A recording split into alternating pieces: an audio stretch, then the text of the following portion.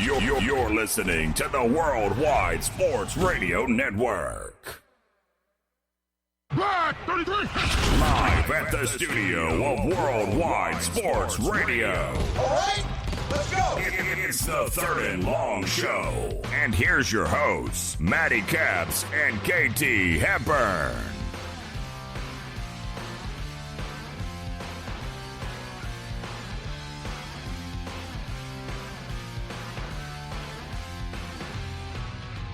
And welcome everybody to a brand new show of Third and Long here at the Worldwide Sports Radio Network. We are live here in Hop Hog, New York, right on Long Island, right in the middle of Long Island. You got myself, Mr. Matty Capsule, my co-host, producer, confidant, good friend. Everybody else, you know him as Speedy Petey. I know him as Speedy Petey. Speedy Petey, what's going on, pal? How's everything going? It's been good. I was a little sick yesterday, but beyond that, I was doing all right over the weekend. Hung out with my cousins, watched football with them, and played a lot of games. And oh man, you were sick yesterday. Stay away from me, buddy. well, no, I wasn't super sick. I was just feeling a little queasy yesterday after just eating a lot, I guess. But or was it from watching the championship football games? Was it from that? No, those were entertaining. Those weren't. They definitely were entertaining. Nothing really to go wrong with those games. Those games were very, very entertaining, especially that Chiefs game. I couldn't believe that game. But yes, ladies and gentlemen, we have our two teams for the Super Bowl. The San Francisco 49ers from the NFC and the Kansas City Chiefs from the AFC. A 1-2. Vegas has the Kansas City Chiefs as slight favorites right now at 3.5 points. But all the gamblers know the game is 2 weeks away. It means nothing because that line is going to change every which way for the next 13 days at least. But let's get into it because we have a bunch of stuff to talk about. We're going to get into the AFC and NFC games. I want to talk about Aaron Rodgers and his legacy now and that slaughtering. What does that mean? Because it's not easy to get to a championship game like he did. I want to know what Speedy thinks about his legacy going forward and all that good stuff. And then, yeah, it makes me sick to my stomach as a Giant fan. We got to talk about the New York Giants and their new offensive coordinator, which makes me sick to my stomach, which is nothing to be happy about at all. And any Giant fan that sits there and tries to tell me they're happy about the Jason Garrett offensive coordinator job, you are just clearly an idiot. Clearly an idiot. If he couldn't get it done with a prolific offense in Dallas, what makes you think he's going to be able to get it done in New York with a horrible offense, with a bad quarterback, okay, with a bad everything, really, except for the running back. The running back's pretty darn good in Saquon Barkley, but everything else is bad. And then if we have time, we're going to get into a little bit of baseball talk and a little bit of baseball chatter because I was reading some news about Mookie Betts and David Price possibly being packaged as a trade bait. So I'm intrigued to hear and read more about that. But Speedy, let's get into it right now. And we saw yesterday the first game, the Chiefs and the Titans, and the Titans came out very, very strong. They were running the football with Derrick Henry. They were able to do almost anything they wanted to do on the offensive side of the ball. But then Patrick Mahomes was like, all right, I guess it's time for me to play football now. And I'm going to go out there and prove to everybody that this is my year. I have to give credit to Andy Reid. Andy Reid finally won a big game. You have to give him a little bit of credit there because you've been very skeptical of him because you've said over and over again he can't win the big game. Well, Speedy, he won the big game, and he won the big game pretty handily when it was all said and done, except for really the first half, maybe first quarter first quarter and a half. But I feel like this is their MO and what they do. But you look at this Chiefs offense, I can't see anybody slowing them down whatsoever. I can't see anybody. I don't care about the San Francisco 49ers front four. I don't care about any of that. Patrick Mahomes and the offensive weapons he has are on another level. You look what he did yesterday, 23 for 35, 294 yards, and 3 touchdowns. He also carried the ball 8 times for 53 yards and a touchdown, especially that big touchdown at the end of the half when he ran for 27 yards. Incredible run. I couldn't believe it. And then he shed a guy. He shed one of the secondary guys, and then he dragged another guy or two into the end zone. I mean, what can't Patrick Mahomes do? That's the question. What can't Patrick Mahomes do? He can even throw with his left hand. We've seen that. We've seen that for the past few years. He's been in the league.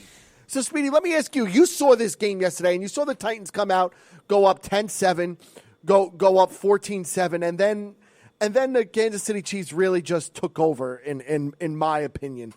And you look at the game yesterday, the Kansas City Chiefs is not a team you want to mess with. They're a team that you need to put away and put away quickly. Right. The two biggest things you take away from the Chiefs, because we knew Mahomes was going to be great because he is phenomenal and he's been great in his 3 postseason games so far, even when they lost last year against the Patriots. So you knew he was going to be great. You just, again, you didn't know how good they would be able to stop the run, and they were struggling a bit in the first half, and then they got it going after that. It was a team run game, or a team run defense. That was very impressive, and that's going to be very key against the 49ers, another potent running offense. Different type, but still a potent rush offense. And then their running game, getting key first downs, I think was a very big key. Damian Williams had a great game yesterday. Damian Williams had a very impressive, I think, second half for the most part. And yes, I think that's fair enough. And I think that's really what allowed the Chiefs to keep their defense rested towards the end of the game. And, again, obviously, they were locked in towards Derrick Henry. So you add those two factors in, combined with an already good pass defense and, like you said, a very potent passing offense, you have a very complete team now in the Chiefs, which is something that a lot of people were questioning if they would be able to play multi-dimensional games. And the fact that they were able to do that so impressively was the biggest thing. And Mahomes, obviously, like I said, like you and I were both saying, was phenomenal. He did what he always does, his phenomenal quarterback play, and even his running was very impressive as well. He made a lot of different throws. He spread the ball around nicely, and he got other targets involved. How about Sammy Watkins, the game? I was just about to say that. Sammy Watkins has been he's been in Tyreek Hill and Travis Kelce's shadow, and then yesterday he emerges for 7 catches, 114 yards, and a touchdown. That big touchdown that put the game out of reach when Patrick Mahomes was scrambling to his right and threw the ball 65 yards down the field to Sammy Watkins, who ended up 5-6 yards separation and just ran to the end zone. Like Sammy Watkins, that we're going to save this for another time, but he might be my X factor in the Super Bowl. Right, and if he can play to the level of what he was supposed to be when he was a draft prospect and one of the best prospects in that draft, he could play to that level, already combined with the other weapons, that's going to be a big deal. And then you got other slot receivers they can utilize, Demarcus Robinson, Byron Pringle, sometimes they've utilized. And he spread the ball around very, very nicely. Damian Williams could be a receiving back at times, too. He caught the first touchdown against the Texans. And, again, he did well running in this game. So they have other weapons, and Mahomes is utilizing all of them. The offensive line played well in that game against a pass rush in the Titans that is very good, a front seven that can stop the run, and did well on the interior last week against the Ravens. So they proved a lot, really, when you look at it, in terms of playing just a complete game, because their talent isn't structured for that right now, but their coaching was in that game, and they really did a great job all around. I mean, you look at this team as a whole, and where are their weaknesses? That's what you have to sit back and think. Where are their weaknesses on this Kansas City Chiefs team? It was run defense and run game. And look what they did to the run defense, who, let's be real here, Derrick Henry, the last 9 games of the season, of the regular season, and then the 2 playoff games, going up against a prolific defense in the Baltimore Ravens, okay? That run defense was historic, in my opinion. They were unbelievable and whatnot. He ran for 185 and 190 yards in the 2 games. And then in this game, he only rushed for 69 yards. This Kansas City Chiefs doesn't have very, very little, if any, weaknesses to go forward. And to be honest with you, and I'm going to say it right now, barring any injury leading up to the Super Bowl, the Kansas City Chiefs will blow out the San Francisco 49ers. They just showed, the Kansas City Chiefs just showed that they could stop the best running back in the NFL. All the San Francisco 49ers do is run the ball, and they don't have a prolific back like Derrick Henry runs the football. And we're going to get into San Francisco in a little bit, and we're going to bring this up again. But you look at what just happened, Speedy. I mean, let's be real here. Where are their weaknesses on this Kansas City Chiefs defense? Anywhere. Defense, offense, where is it? It was supposed to be DT and linebacker, with the exception of Ragland, who I like. But beyond that, their other linebackers aren't great. And then outside of Chris Jones, their other defensive tackles aren't great. But they played well in that game. So game planning with Spagnuolo does help. And offensive line-wise, another Super Bowl winning guy in Steve Spagnuolo. And offensively, you saw the offensive line, which is, again, skeptical in the interior with losing Mitch Morse in the offseason and not having great guards to begin with. They played well in that game against Jarrell Casey, against Jeffrey Simmons. I think that just really shows a lot in terms of how complete they can really be. Because we knew about the skill players already, and we knew about the pass rush and the corners and obviously Mahomes and guys like that. But we didn't know about those other things, and this is going to be what turns the Chiefs into a very complete team. And they're very well coached, too, on both sides of the football. So you really didn't see any weaknesses on this Kansas City Chiefs yesterday that you thought you would see. Like you said, the linebacking core, the defensive tackles, and the run defense. Right. Again, this run defense just held the most prolific running back in the NFL this season to 69 rushing yards. Yeah, conceptually, I think the only weakness they really had was against in routes. I saw A.J. Brown on the first play of the game. He got open on one of those in routes. Corey Davis. But that's going to happen. Right. So they have to obviously give something. So in terms from a concept standpoint, when you look at the 49ers, they're a very conceptually strong football team, not really an overly talented football team. They're one of the more concept-based, creative football teams. So that's something that they could potentially use against them. There were certain, I guess, sideline throws in the second half that they were allowing him to make when, in reality, when the Titans are trying to come back, they should be able to guard the sideline a little better. Maybe that's something. But, again, talent-wise, in terms of who performed well, there wasn't really a unit that looked flawed in that game.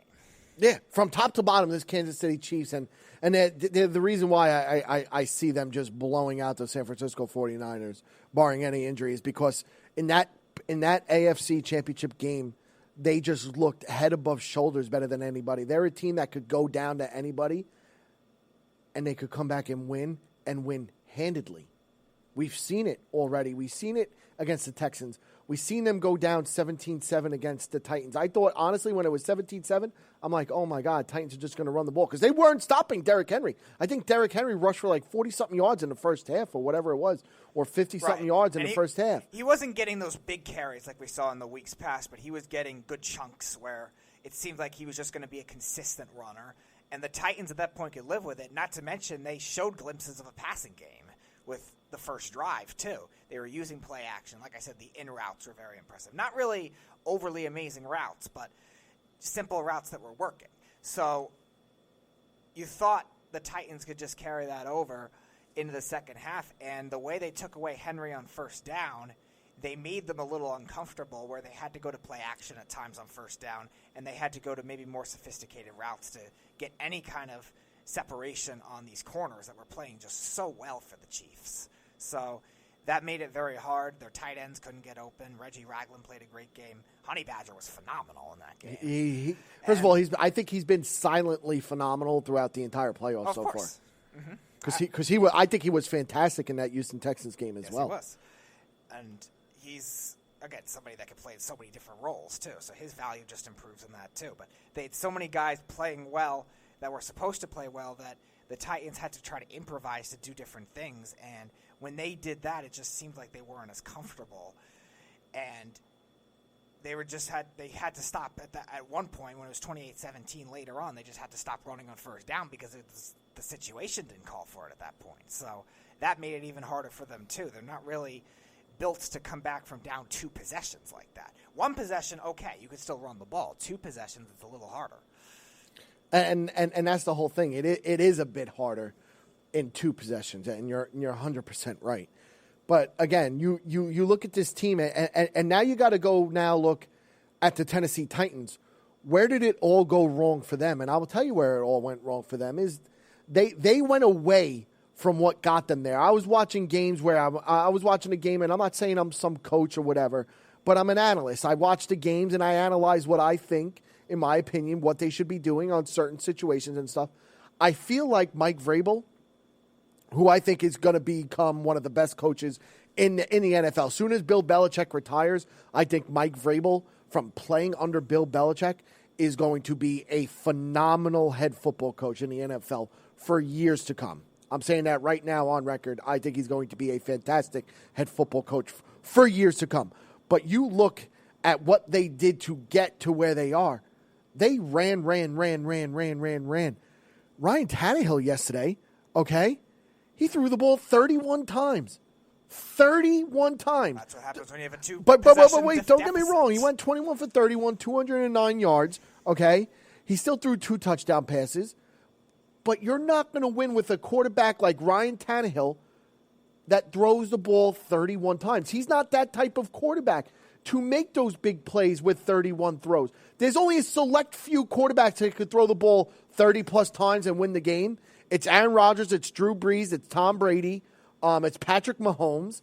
It's I said Aaron Rodgers, but it doesn't happen to a lot of quarterbacks. They went away from what got them to their spot, and that's why they lost. They went away from it. When they were up 17-7, they still were throwing the ball, and I couldn't believe what I was watching with my eyes. That's because they were getting stopped on first down all the time. When you're running that much on first down and you don't get anything, and the Chiefs are able to stop you, they really didn't have much of a choice. At what point does it get predictable, though? Because they had to try something else, and you're right, they got uncomfortable when they had to throw the ball more. I'm not saying that Tannehill did well, but the Chiefs just did a great job keying in on Derrick Henry with just a team run defense. It seemed like 6 guys were on him all at once, and they weren't playing a lot of deep safeties. And I give more credit to the Chiefs than I would say getting away from it, and because they were still running on first down when it was still a close game. It was still 21-17 for most of the third quarter, and I think the Chiefs made it 28-17 at the beginning of the fourth. So they were still running at that point. They were just having no success, so they had no choice but to try something different to maybe have the Chiefs overthink things and say, all right, maybe our lead is safe. Let's play a little more conservative. And maybe the Titans at that point could have said, all right, we're just going to start running again. But that never happened because the Chiefs just did so well in that area. And same thing with the defense. The Titans' defense, I think, did well in terms of disguising coverages. I think they were really doing a good job mixing up zones, putting linebackers in different spots, safeties in different spots than reading the formation. It just they had no pass rush, so as a result, Mahomes extended the play very well. And which he does all the time. He extends it all the time. Either he ended up running or he ended up eventually finding a tight seam in that defense just because they had no pass rush. I don't think the Titans really conceptually did much wrong. It was just their talent really got outmatched by just great game planning by the Chiefs. I just think they went away from what got them there. And you're right. They did get stopped on first down a lot. But again, they also converted on first down. I saw Derrick Henry run for 5-6 yards every time he touched the ball in the beginning of the game. But not in the second half. That was the problem. But again, that was the problem. It's that they weren't able to convert when they needed to on third downs, which I think hurt the Tennessee Titans tremendously. Right, but at what point do you have to try something different, though? But again, this game was never really out of arm's length. It was never a blowout, and it was always in arm's length until the end of the game. So, in essence, the Tennessee Titans still could have stuck to their run game, which got them to the AFC Championship. But they went away from that because they thought that they could outsmart Andy Reid and the Kansas City Chiefs and throw the ball and do these stupid trick plays that they did. Okay, and it backfired. It didn't work because they don't have the quarterback that's capable of doing that, and 2, they don't have the offensive weapons that are capable of doing those certain type of plays. Right, so but even I think it hurt. But even just trying different kinds of runs or different kinds of concepts with Derrick Henry could have been something too. It seemed like they were doing that same power run to the left all the time, or they were running up the middle all the time, where it seemed like the Chiefs were stopping the whole time in the second half. My point is not necessarily to just throw it all the time on first down, but to maybe get Henry on a swing pass or a screen pass, maybe to get him involved on the outside. Line him up wide and maybe do a jet sweep or do a jet sweep with one of the receivers. They have enough speed for that. I'm just saying not necessarily to not run. I'm just saying to try something different in order to do that because the Chiefs were keying in on it. Spagnuolo was having the perfect players and play designs inside. And we saw that in many instances with the Giants. He loves to do a lot of stunts. He loves to do a lot of linebackers switching around. And it really threw off the Titans. And the Titans have a good offensive line. So they were just outmatched. And it seemed like they were once they were trying a lot of the same things in that second half, that's when they started to do something different, and they just couldn't execute on it. I don't mind them trying something new. They just, again, maybe just did the wrong things. But I don't think it was any different to say, all right, let's try something different when this is predictability isn't working. Yeah, I mean, that's another way to look at it. Again, I'm gonna stick to what I said, and it's really how I feel. It's just that I feel like they went away from what got them to the championship game. It was never a blowout from the start. It was in arm's length, so they could have stayed where it could have been, and it would not have been what it is if they were able to do what got them there. And it bothers me because I have such high praise for Mike Vrabel and stuff as a head coach, and he's been magnificent this entire postseason, except for this game. I think and of course, listen, Andy Reid's a very good football coach. I don't care what anybody says. He's a very good football coach. And you're not supposed to beat guys like Andy Reid and stuff. But, again, this game was very winnable for the Titans if they stuck to their guns, and they didn't do it as much as they should have. But I don't think conceptually they were bad. It just they lost with their talent, really. Their talent doesn't compare. I think their key well, no, not even that. I think just the Titans' talent just struggled in certain areas. You say it all the time. The football games are won mostly in the trenches. Down in the trenches. Which the Titans' offensive line is better than the Chiefs, but the Chiefs played better. The Titans' defensive line is probably close to the Chiefs, but the Chiefs just played a lot better. If you're not going to get up for a championship-type game, then I don't why are you even playing a professional Right, but sport? I'm not blaming Vrabel for that, though. Vrabel, I think, did well in terms of... What I'm blaming Vrabel for is some of the offensive play calls that his offensive coordinator did. But let's be real here. You're a head football coach. You know what's going to happen. You know the plays. If you don't like something, you can go over the coach's head and be like, no, do this. I just feel like they went away from what got them there, and that's why they lost the way they did. But what got them there wasn't working, so they had to try something else. But again, it was working. The whole first half, it was working. And, yeah, at the end of the half, they were down by 21-17. By 4 points. By 4 points. It was in length. The third quarter, nobody scored any points in the third quarter. Nobody. Right. And then the Chiefs scored quickly in the fourth. Then the Titans scored in the fourth quarter, and then that's when Sammy Watkins... the Titans scored later, after Watkins. Oh, after Watkins. So at that point, yeah, okay, you're right, 100% right. I don't remember what I was watching then, but you're 100% right. Again, it's just the way it looks to me is that they went away from what got them there, and that's why it hurt them. But again, it is what it is at that point. But ladies and gentlemen, we're going to go to a quick break, and when we come back from break, we're going to get into the NFC Championship game, and we're going to talk a little bit about Aaron Rodgers when we come back here at the Worldwide Sports Radio Network. You're listening to the Worldwide Sports Radio Network. You are listening to the Third and Long Show, and here's your hosts, Matty Caps and KT Hepburn. 1-845-478-3272 is the number to reach us here at the Worldwide Sports Radio Network. You got myself, Mr. Matty Caps, along with my co-host and producer, Mr. Speedy Petey, in the house as well.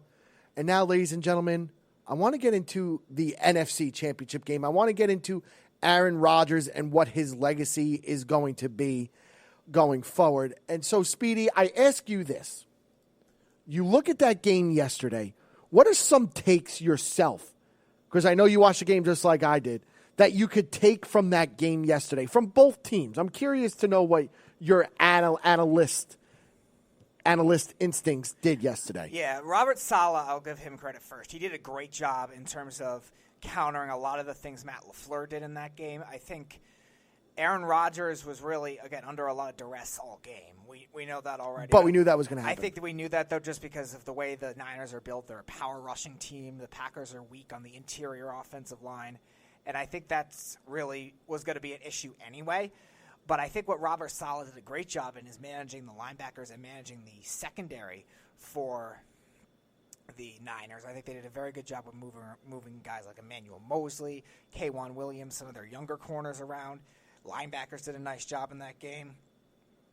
Kawan Alexander did a nice job on the outside against Aaron Jones and also against Jimmy Graham. Graham did have that one big touchdown, but that was really it for him. And the biggest key is what Seattle couldn't do last week, which was when the Packers were maneuvering Devontae Adams, how to contain him in that way. So I think that was really a big key. Richard Sherman man-to-man was a lot of the time what they ended up doing, but it was also some combo coverages with their linebackers too, with Jaquiski Tart, their strong safety, and I think that really made a big difference. So I think Robert Saleh, who should have been up for some head coaching jobs, did a great job with that, and then offensively it was simple. They just ran. That was really it. And that's the whole thing. Again, when you have a quarterback like Jimmy G, who everybody knows, ladies and gentlemen, that I'm not a big component and big fan of Jimmy Garoppolo, only threw the ball 8 times for 77 yards yesterday. He went 6 for 8 for 77 yards. He didn't have to do anything yesterday for the San Francisco 49ers. But you want to know who did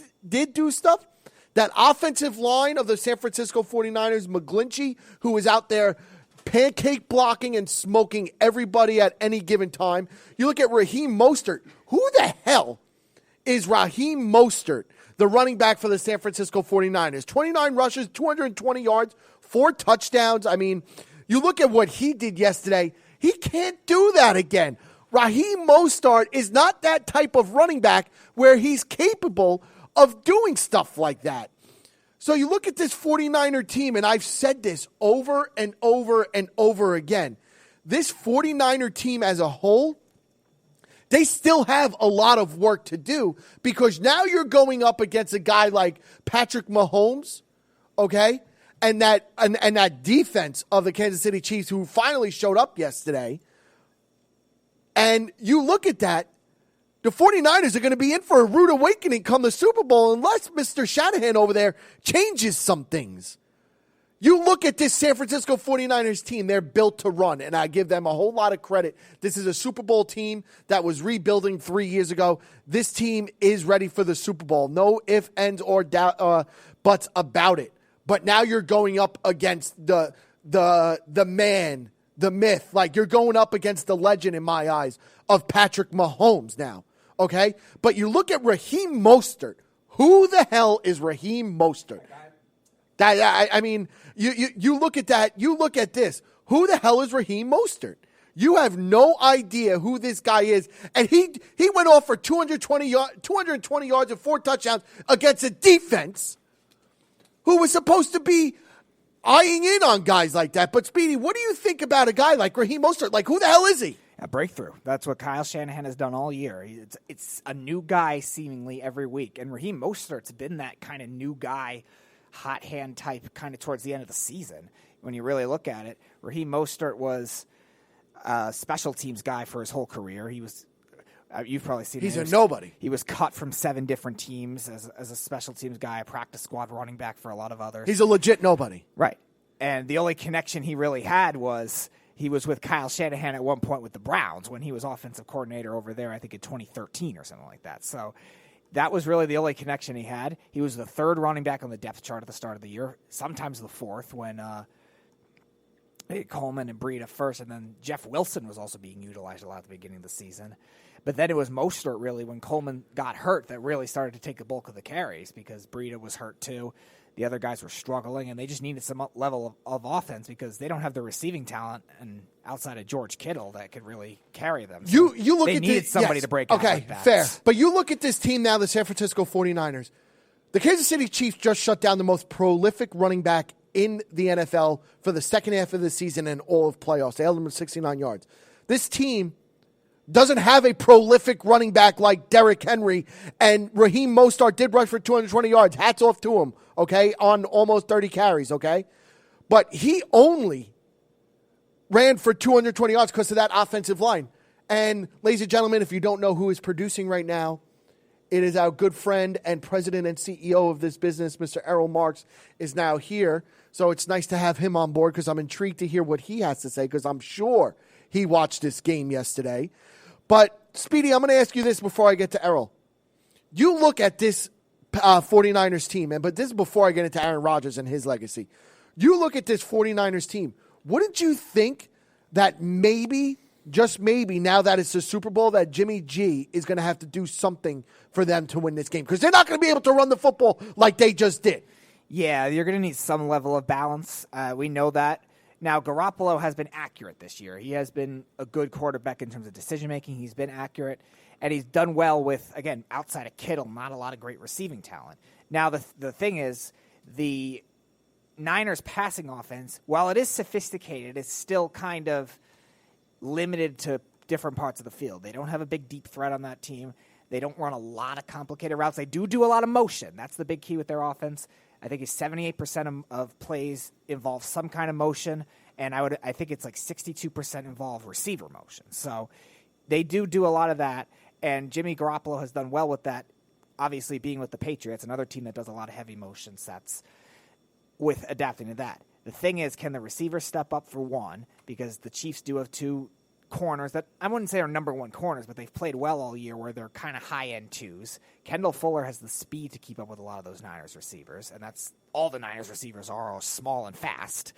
And the Chiefs proved that they could shut down tight ends. Now, Kittle's obviously a different animal than anything the Titans have and anything any other team they faced has, but still they trust Honey Badger or Ragland or guys like that to be able to do that too. And they're going to be able to do what they can. It'll be up to Kyle Shanahan to do some of that concept-based stuff he was doing so strong all season. I said for much of the first half of the season, and even to some extent now, the Niners were the best conceptual team in football, just doing what they were able to do with very little talent on that offense besides really Garoppolo and Kittle. That's really was it.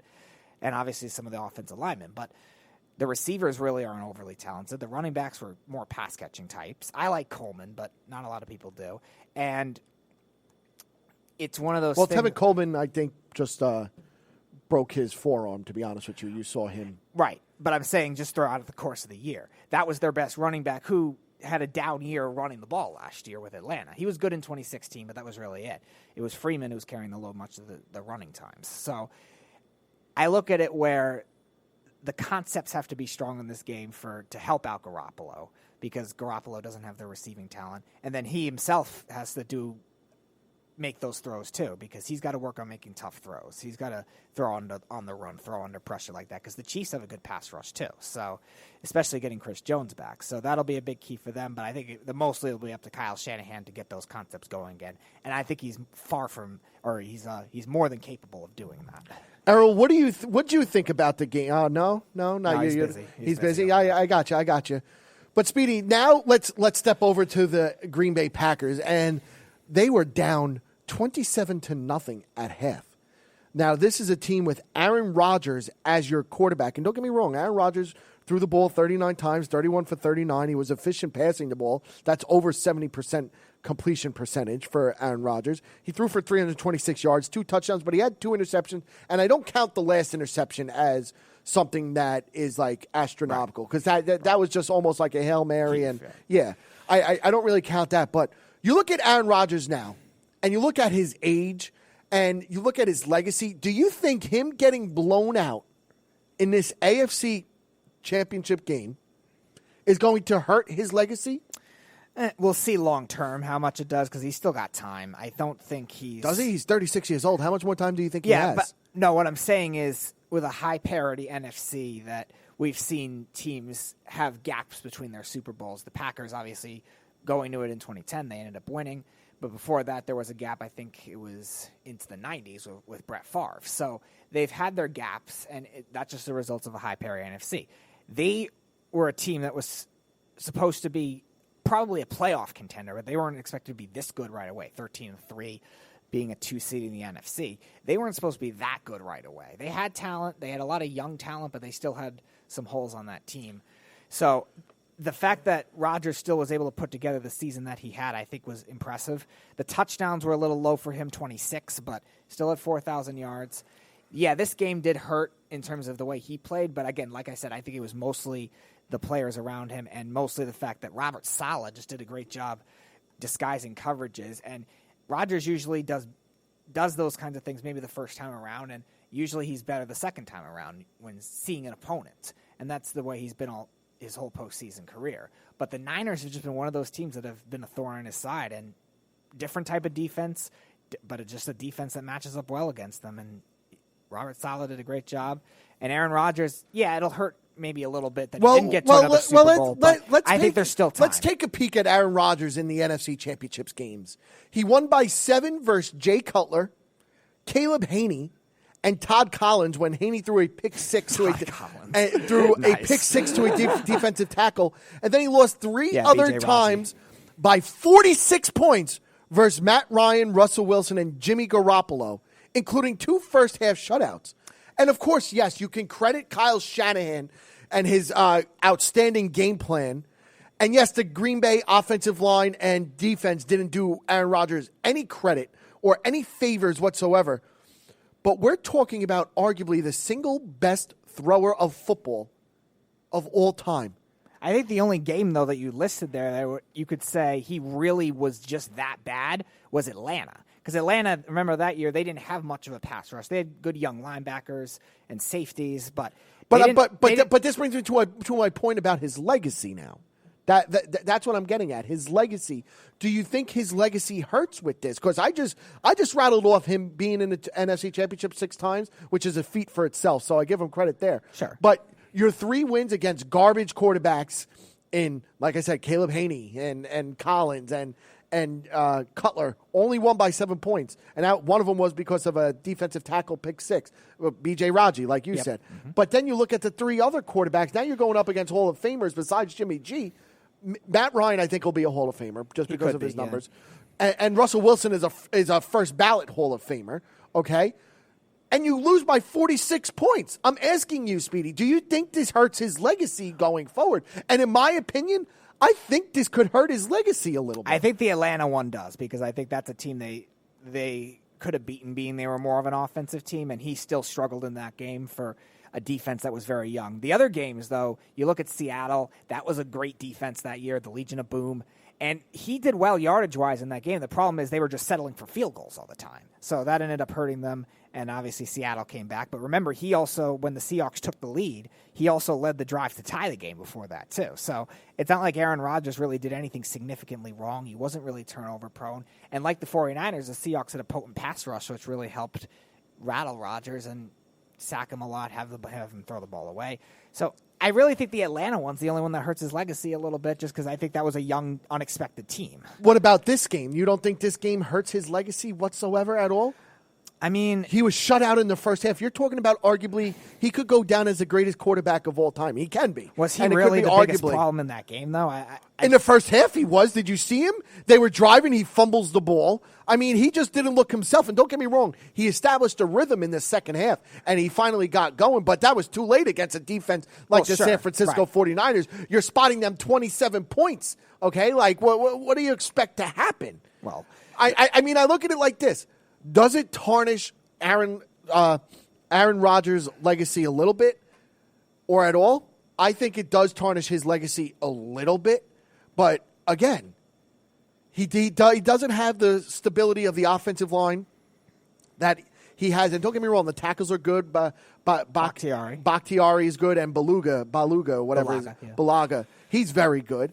But those guards and centers, like, this isn't what has helped him propel to get to that next level. And I think this game does hurt him a little bit, because I'm sorry, if you want to be considered one of the all-time greats, you don't get shut out not once but twice in two NFC Championship games in the first half. But let's not forget, too, that the situations and the drives he was in, one, he barely had the ball for a lot of them, because what did the Niners do so well? They ran the ball. They ran the ball a ton, so they're obviously going to win the time possession. But that's why I said, like, the defense did him no favors by stopping them. Right, but also let's not forget either. The first drive, they went so far back. I think they started so far back, I want to say like the 14-yard line because of a bad kickoff. Rodgers led them to the 37-yard line. He also threw for under 80 yards in the first half. I know. I'm just saying that he barely had the ball. I think the defensive line for the Niners got a sack after that, which, okay, you could partially blame on him, but I don't think the Packers' offense was turnover-prone or anemic, where it was completely off, where it looked like a terrible offense. It was just one of those things where the Niners had the ball so long, and then they were just getting all the key stops after that, third downs, sacks, stuff like that. Now, there were 2 drives, you're right, where he really just didn't look right, but I think the rest of it was all just on the offensive line, and just the fact that the Packers' run defense couldn't stop a thing. And that's the whole thing. They really could not stop a thing, and that's what is kind of bothering to everybody. And to give them a chance, they needed to get a stop, and they just could not get a stop. Right. But the Super Bowl, ladies and gentlemen, is set, The Joe Montana Bowl. The Joe Montana Bowl, as Speedy likes to say, it is the Joe Montana Bowl, the 49ers and the Chiefs. I think it's going to be a great game going forward, but we'll catch more NFL news and action in the next 2 weeks. But, ladies and gentlemen, we're going to go to a quick break. And then when we do come back from break, I'm sorry, Giants fans, this is going to hurt me as much as it hurts you. We got to talk about Jason Garrett being the new offensive coordinator for the New York Giants. We're going to get into that when we come back here at the Worldwide Sports Radio Network. It's the Worldwide Sports Radio Network. You are listening to the Third and Long Show. And here's your hosts, Matty Caps and KT Hepburn. 1-845-478-3272 is the number to reach us here at the Worldwide Sports Radio Network. This is Third and Long. I'm Matty Caps with my co-host. And he's not even producing today, Mr. Speedy Petey here. And then producing is our fearless leader, Mr. Errol Marks. And now, ladies and gentlemen, we're going to get into it right now. We have about 10 minutes left, 12 minutes left in this show. And, Speedy, I want to ask you, Jason Garrett, the new head coach, offensive coordinator of the New York Football Giants. How do you feel about this? Because I have so much to say about this. And I'm sure there are people that are excited about this. I know Errol commented on my social media the other day that he was excited about it or he likes it. I'm sick to my stomach about this. And I don't know how I feel about it. I do know how I feel about it. I hate it. I can't stand it. So, Speedy, I sit here and I ask you as a fellow Giant fan, how do you feel about this? I don't like it for this kind of team. I think they needed something fresh. They needed something young. I don't mind, again, having a veteran head coach. Obviously, that didn't happen. But in terms of the offensive coordinator, you wanted something that's probably more adjusted to the modern NFL. Now, Jason Garrett obviously was an offensive coordinator back in 06, 07. It was in January 2007 he got hired. Yeah, okay, so 07. So the league was very different then for what it is now. Now you're seeing quarterbacks are getting younger, starting right away. There's a lot more motion concepts in today's offense. It's very different than it was in 2007. Now, again, I'm not saying that Jason Garrett would be a bad offensive coordinator for another team, but I just don't like the fit for the Giants right now. Keep in mind, he used to play quarterback for the New York Giants, too. He was a backup for Kerry Collins. Really? Oh, yeah. He was a backup for Kerry Collins. Interesting. In 2000, he was a backup for Kerry Collins. But again, I don't think he would be a bad fit for every team. I think there are some teams where, not necessarily his offensive style, because his offensive style we've seen him can be very dry at times too. But when he was an offensive coordinator, he wasn't really like that either. He was able to do other concepts and work with other, especially older receivers in Dallas when he was there. The Terry Glenn's and Roy Williams when he came over. Roy Williams, a North Carolina basketball coach? If he could play wide receiver, that would be impressive. At his age, yeah.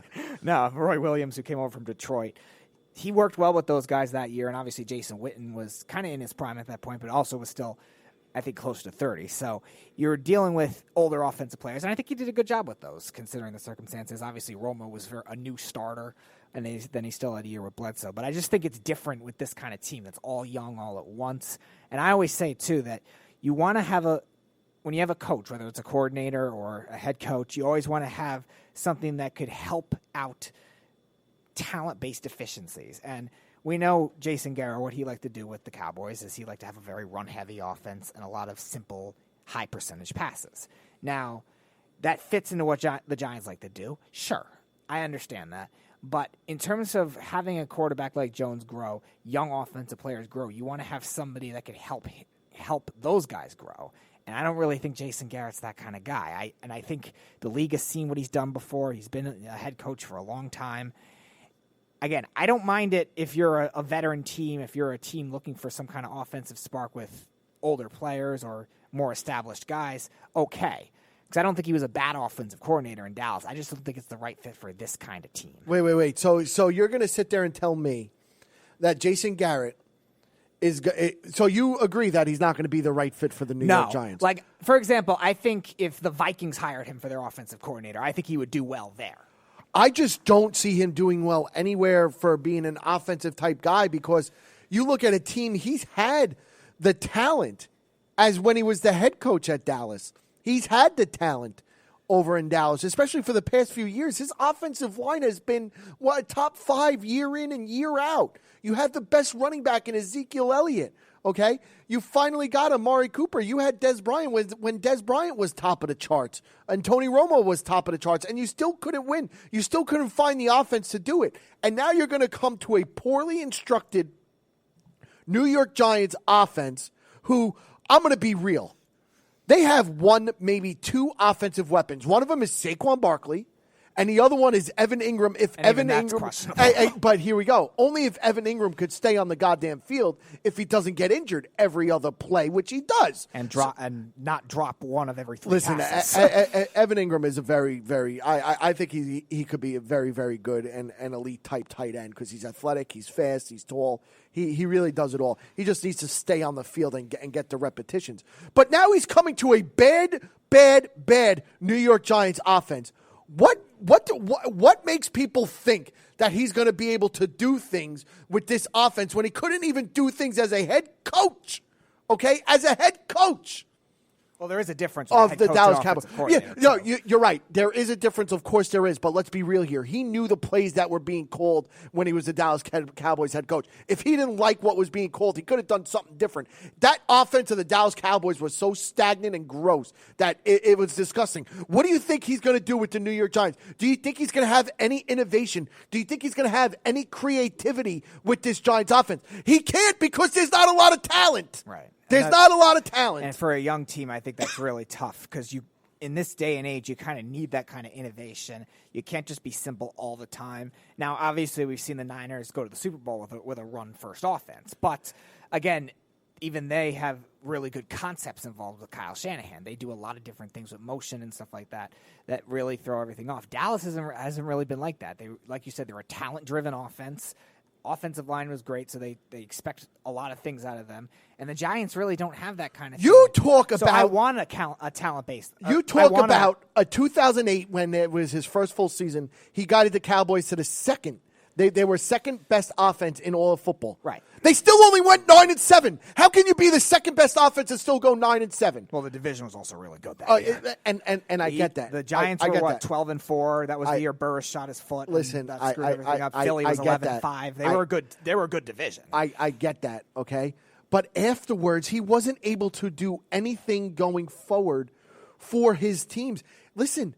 This Dallas Cowboys team has had Super Bowl talent for the past few years, especially this season. They've had Super Bowl talent, and they couldn't even get into the playoffs this season. Okay, and now you're going back to when he was the offensive coordinator and guided the team the one year in 2008 to the second best offense in the NFL. That's why he was made basically the head coach because of that, and he was stagnant.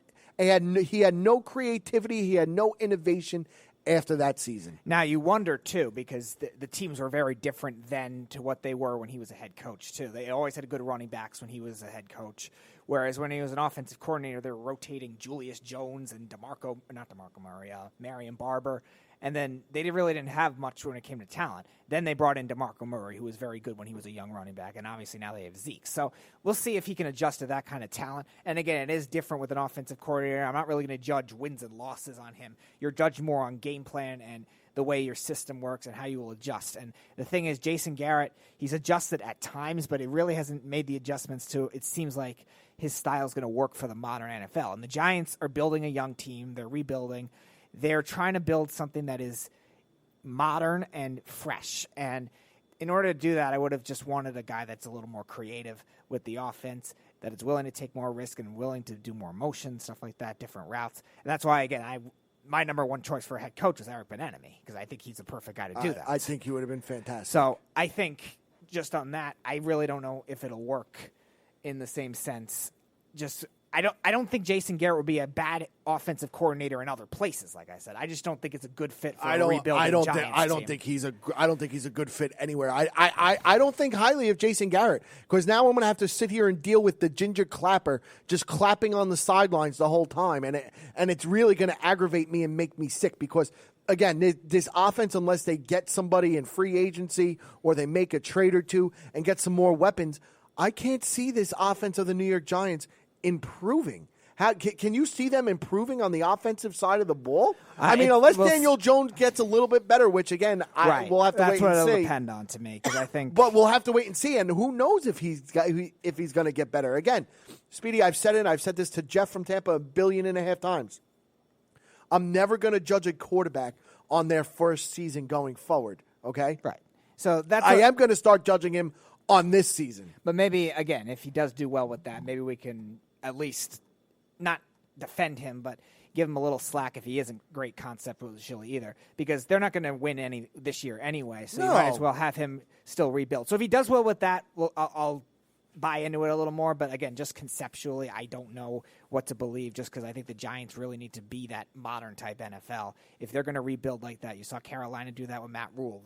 They're bringing in a coach that has a lot of those newer concepts with a newer type offense. Obviously, the receivers they have, more college-type receivers, probably a young quarterback. So the Giants are kind of like that in that stage now. They have their running back in place, just like the Panthers do, but they just need everything else. And to me, Jason Garrett really hasn't made great adjustments to the modern NFL type of offense that has worked. Now, obviously, teams win in different ways, and talent can win too, but to me, I don't think the Giants have that right now. I'm not saying he would fail everywhere. Just I don't like the fit for the Giants. And I could not agree with you more. I don't like the fit for the Giants at all. You know how I feel about Jason Garrett to begin with. I can't stand Jason Garrett, and now we have a guy who's coming over from the Dallas Cowboys who possibly now. There's been rumors that Jason Witten might want to come over. I don't want Jason Witten on my New York Giants team because, don't get me wrong, Jason Witten can still play football, and I understand that. But that would be funny, though. But he's 37. He'll be 38 years old the time the season starts. I don't need him taking snaps away from Evan Ingram, who we're trying to develop into a top-tier tight end. That would be funny, though, just for one Jason Witten revenge game against the Cowboys. Fine. Let Jason Witten go for 110 and 2 touchdowns in that game. I just want one revenge game. and beat the Cowboys one time against Mike McCarthy, who I think is going to be fantastic for the Dallas Cowboys. But, I mean, you sit here and you look at Jason Garrett, I just can't see him being the right fit for the New York Giants. I mean, because he had one good season as an offensive coordinator. I mean, let's be real here. Is that really all it takes? One good season as an offensive coordinator to be the next guy? Because you want to know what scares me the most right now, Speedy?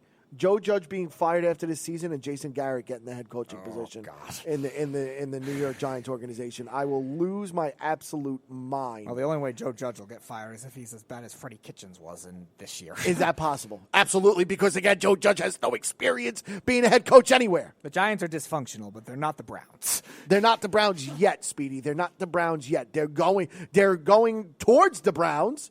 They're not showing me any other way. They're going towards the Cleveland Browns right now in the NFL, and that's bad. That's really, really bad. For once, which was a top-tier organization in the New York Giants, they've just went down, down, and down. And you want to know where that started? Up at the top. The Maras with their hiring was just not the right guys. Dave Gettleman, I pray, is out of here. At the middle of the season or end of the season, I can care less, but I want him gone. I want a whole new regime in there. I want someone with a proven track record, with good draft, who has had good drafts and can be smart with money and get the right free agents that are needed to build this organization.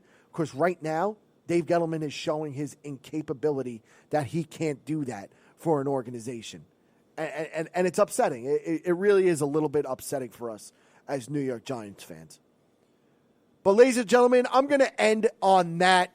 And, yeah, I know I'm going to get into this a little more within the next week or two and everything, because I know I'm going to have callers. I already had people giving me crap over the weekend about Jason Garrett, and it is really, really upsetting to have him under a New York Giants organization.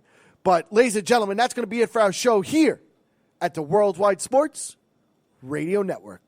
Here's your host, Matty Caps. It's the Worldwide Sports Radio Network.